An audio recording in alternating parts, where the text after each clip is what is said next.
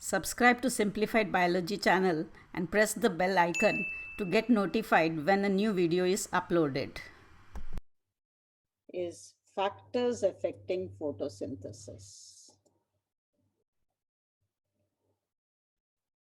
Factors affecting photosynthesis. इसको start करने से पहले सबसे important है Blackman's law of limiting factors.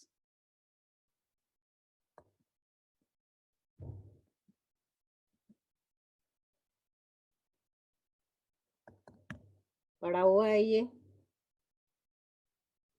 Yes, ma'am. Yes, ma'am. Blackman's law of limiting factors states that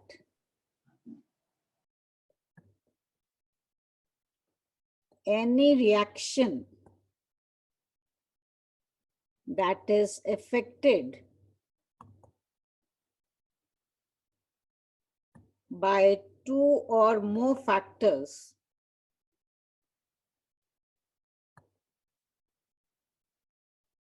is as fast as the slowest factor permits.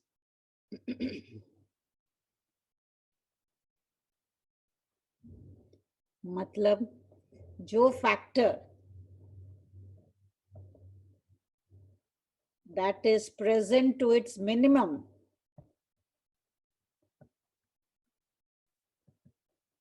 will decide the rate of reaction. जो factor सबसे कम present होता है वो decide करता है किसी भी रिएक्शन का रेट. क्लियर? तो उन्होंने जो एक्सपेरिमेंट किया था, he tried to find out the rate of photosynthesis by considering two factors.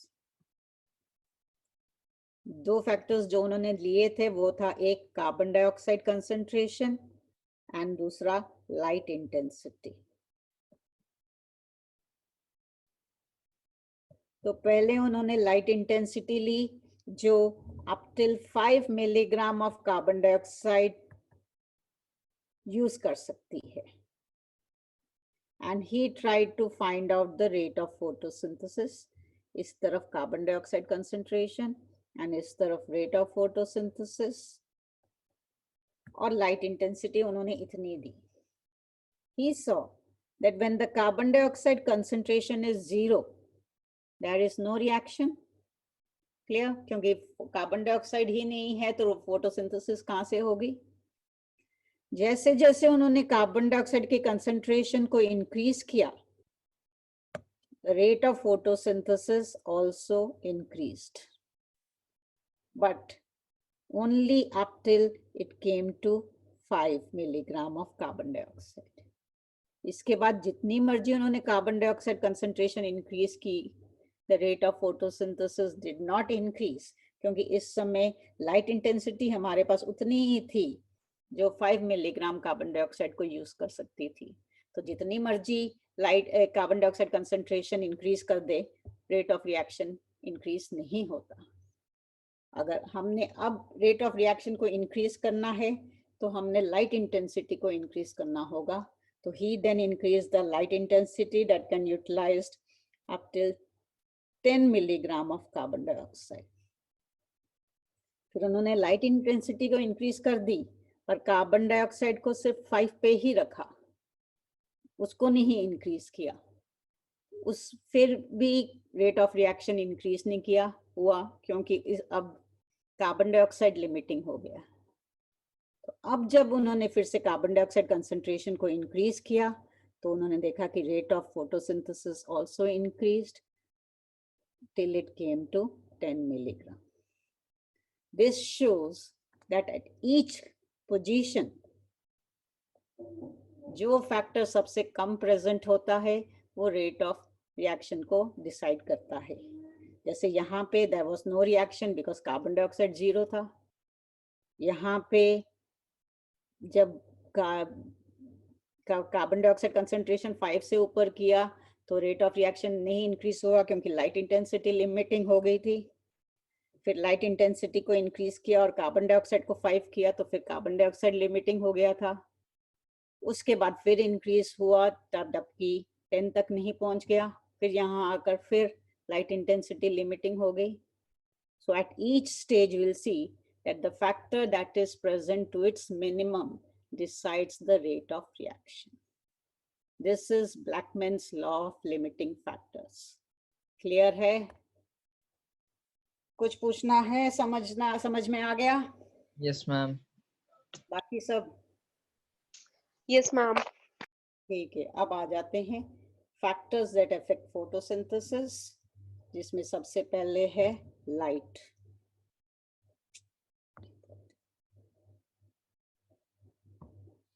Light. Now the amount of light absorbed,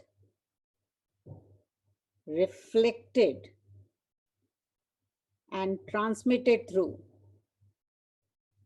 जितनी लाइट लीफ के ऊपर गिरती है वो सारी एब्जॉर्ब नहीं होती, कुछ एब्जॉर्ब होती है, कुछ रिफ्लेक्ट होती है और कुछ उसके अंदर से निकल जाती है. This depends upon one, wavelength of light, वो हमें पता है, रेड एंड ब्लू एब्जॉर्ब होते हैं, ग्रीन रिफ्लेक्ट हो जाता है. Angle eight which light is falling, physics में पढ़ा हुआ है, एंगल रिफ्लेक्शन में एंगल आपका कैसे होने से कितना होता है. And the nature of leaf. These three things decide the amount of light that will be absorbed, reflected or transmitted through. Normal sunlight जो है, it is never limiting. Normal sunlight is never limiting. But cloudy seasons में, cloudy days में, it becomes a limiting factor. ठीक है? And at very high light intensity, हमने पढ़ा ही था, very high light intensity, photooxidation of chlorophyll occurs. कौन prevent करता है इसको? Carotenoids, yes. At very high light intensity, photooxidation of chlorophyll occurs. This is also known as solarization. ठीक है? Now, compensation point. Compensation point is light intensity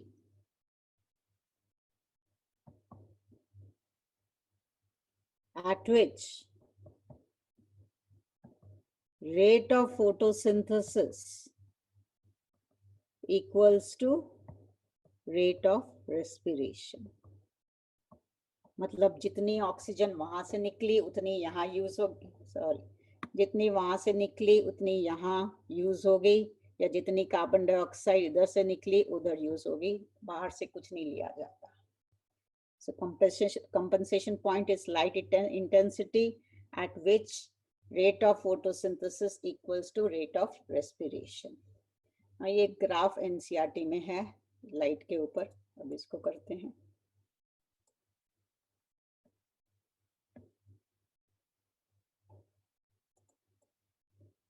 Now this graph shows that there is a linear relationship. There is a linear relationship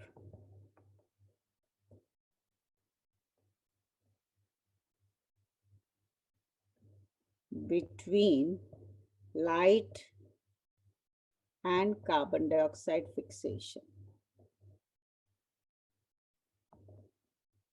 That is only at low light intensity. मतलब at low light intensity there is a linear relationship between light and carbon dioxide fixation. मतलब light intensity अगर जब कम हो तो rate of photosynthesis increase होता जाएगा, पर जब intensity high हो जाएगी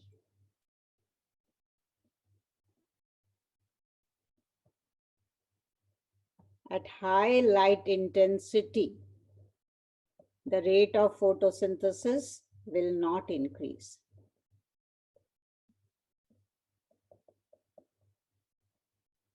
Why? Because बाकी सारे फैक्टर्स फिर यहाँ पे लिमिटिंग होना शुरू हो जाएंगे. अगर लाइट इंटेंसिटी ज़्यादा हो गई तो हो सकता है कार्बन डाइऑक्साइड जो है एटमॉस्फेयर में प्रेजेंट है वो उतनी नहीं हो जहाँ की वो रेट ऑफ फोटोसिंथेसिस को इंक्रीज कर सके. जो पूरी light solar light and sunlight होती है एटमॉस्फेयर में, उसका 10% हमारे लिए काफी है for photosynthesis. 10% of total light is enough to increase the rate of, मतलब for a normal photosynthesis. ये एक्सेप्शन है, एक्सेप्शंस इसके देखे जा सकते हैं इन शेड प्लांट्स जो छाए में ग्रो करते हैं, उनमें पूरी लाइट सनलाइट नहीं पहुंचती. उन प्लांट्स में लाइट लिमिटिंग फैक्टर हो सकती है. बाकी जो नॉर्मल प्लांट्स हैं जिनको नॉर्मल सनलाइट मिलती है वो कभी लिमिटिंग नहीं हो सकती सनलाइट, क्योंकि जो सनलाइट है उसका 10% ही फोटोसिंथेसिस में यूटिलाइज हो रहा है. This is clear? ये क्लियर है? नेक्स्ट फैक्टर पे चलें. Yes ma'am. Next Yes, is ma'am. Next is carbon dioxide concentration. Atmospheric carbon dioxide concentration कितनी है? एटमॉस्फेरिक कार्बन डाइऑक्साइड कंसंट्रेशन कितनी है? 0.03 to 0.04. 0.03. अब 0 टुवर्ड्स 0.4 जा रही है. ठीक है. The atmospheric concentration of carbon dioxide, that is 300 parts per million. Which are the major sources of carbon dioxide to the atmosphere? कौन से मेजर सोर्स हैं कार्बन डाइऑक्साइड के? Humans, vehicles, burning of fossil fuels,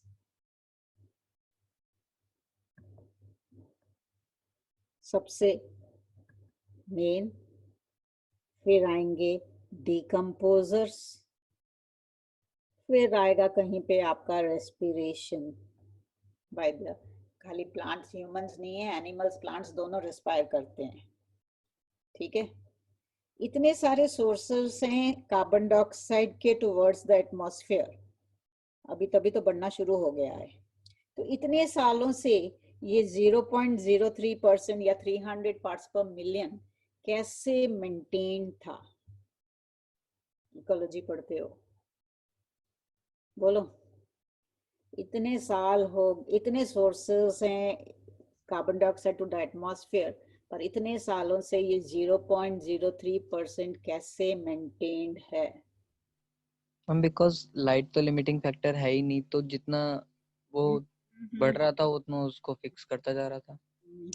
नहीं, वो light तो कौन, मैंने क्या कहा? तूने क्वेश्चन कुछ और है, तू बोल कुछ और है. तो फोटोसिंथेसिस को छोड़ दे. यहाँ पे फोटोसिंथेसिस का कुछ लेना देना नहीं है जो अभी हम पढ़ रहे हैं, कि हमारा एटमॉस्फेयर का कार्बन डाइऑक्साइड इतने सोर्सेस हैं, पर इतने साल से वो 1% कंसंट्रेशन पे मेंटेन्ड कैसे है, मैं ये पूछ रही हूँ. Because it gets dissolved in oceans as carbonates. ठीक है. ये रिस्पॉन्सिबल है टू मेंटेनिंग दैट 0.03%, और ये अब बढ़ना शुरू हो गया है. क्लियर? अब आ जाओ. Now this 0.03% of carbon dioxide in the atmosphere is as such a limiting factor.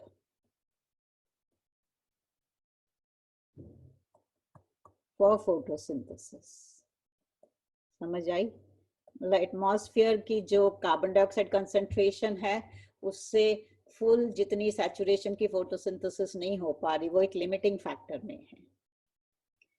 जैसे ही carbon dioxide increase, concentration increase होगी, if we increase the carbon dioxide concentration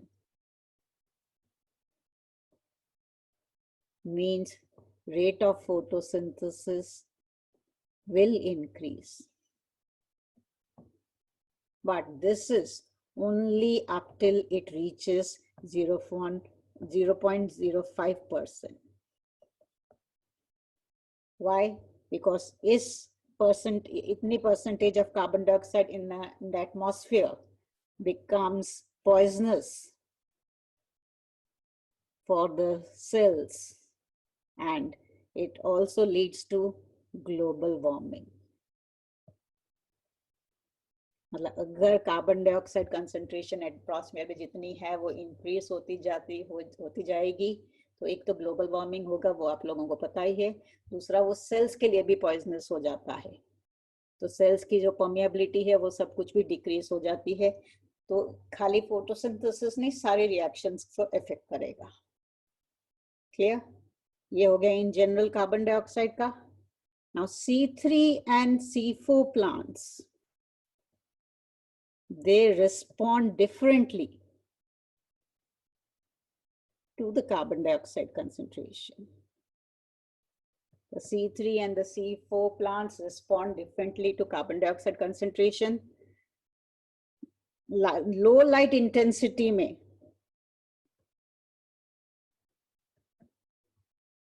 दोनों को कोई फर्क नहीं पड़ेगा कार्बन डाइऑक्साइड के कंसंट्रेशन से, क्योंकि लाइट इंटेंसिटी कम हो तो जितनी कार्बन डाइऑक्साइड उनको चाहिए वो उतनी उनको मिल जाती है, तो उनमें कोई फर्क नहीं पड़ेगा। बट हाई लाइट इंटेंसिटी में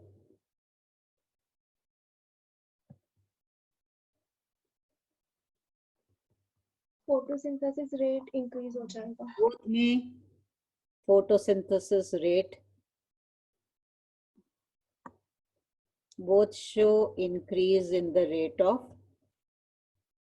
photosynthesis. Clear? Now, C4 plants की saturation कम में ही हो जाती है। C4 plants की saturation, ये NCERT की चीजें बता रही हूँ, पहले जो बताया वो इन जनरल जो आपको पता होना चाहिए, और ये भी पता होना चाहिए याद करने के लिए NCERT का। C4 plants की saturation is at 360 माइक्रोलीटर। ये क्या, इसको कैसे प्रोनाउंस करते हैं ये आपको ज्यादा पता होगा। And in case of C3 plants, the saturation is beyond 450. ठीक है, तो ये चीजें आपको पता होनी चाहिए। This is clear? So the current concentration of carbon dioxide in the atmosphere is limiting for C3 plants, क्योंकि C4 की saturation कम में ही हो जाती है और C3 को ज़्यादा चाहिए होते हैं, इसलिए ये जो current atmospheric carbon dioxide concentration है उनके लिए limiting है।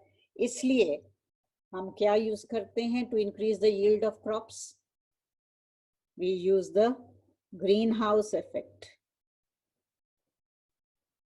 Greenhouse effect means trapping of carbon dioxide, so that जो प्लांट्स उसमें ग्रो करें उनको कार्बन डाइऑक्साइड की कंसंट्रेशन ज़्यादा मिले और वो उनकी यील्ड प्रोडक्टिविटी इंक्रीज हो।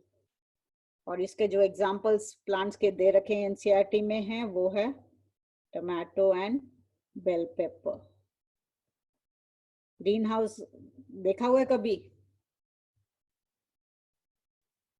पूरे प्लांट्स को कवर किया जाता है with the green covering, so that solar energy is trapped and carbon dioxide concentration वहाँ पे increase हो, ताकि इन plants की productivity increase हो सके, and these are the C3 plants. This is carbon dioxide. Clear? किसने कुछ पूछना है carbon dioxide का? कुछ पूछना है? Any doubt? No, ma'am. No, ma'am. Next, water. Now, water as the raw material is never limiting, because 1% of the water present in the plant body is used for photosynthesis. But 90% of decrease in rate of photosynthesis is due to water. Why? अगर water की concentration plant के अंदर decrease हो जाए तो क्या होगा? Water stress is created, और वाटर स्ट्रेस के कारण क्या होगा? Stomata clozes. स्टोमाटा क्लोजिस तो क्या होगा? CO2.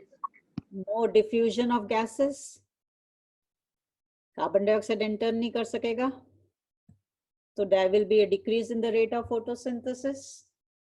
वाटर स्ट्रेस अगर होगा तो विल्टिंग ऑफ लीव्स होगी। विल्टिंग ऑफ लीव्स मतलब लीव मुरझा बूढ़े जाना। हो जाना, हाँ मुरझा जाना, बूढ़े नहीं, मुरझा जाना, हाँ वो वही वाला। जिसके कारण उनका सरफेस एरिया रिड्यूस हो जाएगा। एंड इवन वाटर जब सेल के अंदर डिक्रीज होता है तो permeability of membrane decreases,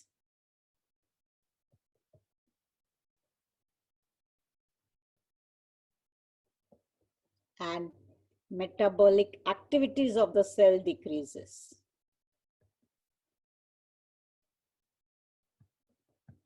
So all these will lead to a decrease in the rate of photosynthesis. Clear? So this was water as a raw material, and last is chapter ka last part, last factor, that is temperature. ठीक है? Temperature का effect ज्यादातर हम dark reaction में देखते हैं. Dark reaction is affected more by temperature. Why? कौन बताएगा?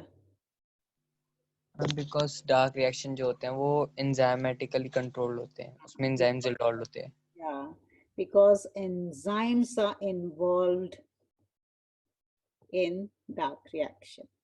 So enzymes are greatly affected by temperature, and increase or decrease in temperature increases or decreases the enzymatic activity. तो कोई भी रिएक्शन उसको अफेक्ट करेगा, क्योंकि उनकी एक ऑप्टिमम रेंज होती है, उससे ऊपर या उससे नीचे हो तो वो अफेक्ट करते हैं. तो जो भी रिएक्शंस एंजाइम से अफेक्टेड, एंजाइम से होते हैं, वो टेम्परेचर से हमेशा अफेक्ट होंगे. C4 प्लांट्स क्या होगा इनमें? टेम्परेचर में, हाई टेम्परेचर से कैसे अफेक्ट होंगे? C4 प्लांट्स में हाई टेम्परेचर मींस स्लो हो जाएगा रेट ऑफ फोटो. क्या? C4 प्लांट्स नहीं, C4 में इंक्रीज होगा, C3 में लो हो जाएगा. मैंने जानबूझ के C4 पहले बोला है. C4 plants will respond to high temperature by showing a higher rate of photosynthesis, while C3 plants में high temperature होगा तो rate of photosynthesis decrease हो जाएगा, क्योंकि they have a lower temperature optimum. Reason हम अब पढ़ चुके हैं, अभी फोटो रेस्पिरेशन हो जाएगा.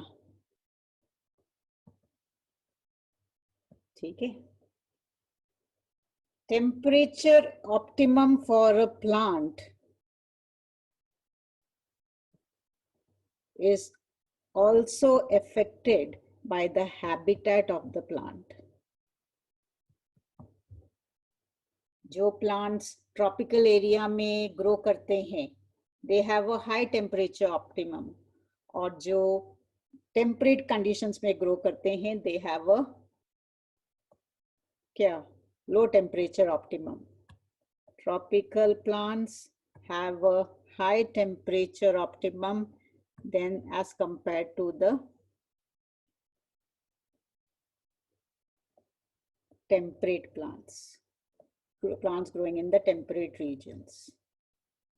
ठीक है? So ये हो गया factors that affect photosynthesis.